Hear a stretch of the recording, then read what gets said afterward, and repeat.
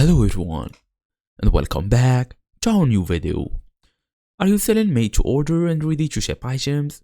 You surely will need this, since processing profiles on Etsy let you assign different preparation times to different products.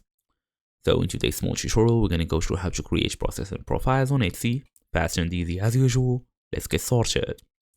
All we wanna do is access our shop manager as usual. So you can do that on a phone, on an app, whatever, on the website itself, it's totally fine. So if you are using an Android iOS, go ahead and download your app, do any update if needed, make sure you are fully connected to the internet, then we're gonna launch our basically website here.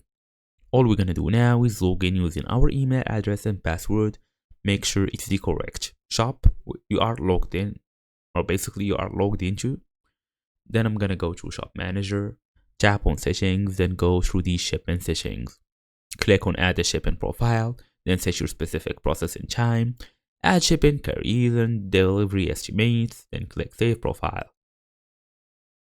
Now apply that profile to the correct listings. As for like a bonus tips, create one profile for custom items and one for ready stock.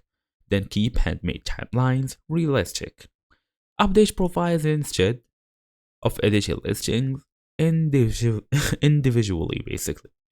So as I always tell you, if you want to edit anything, just go through the shop manager. You're gonna find every detail about your Etsy account there.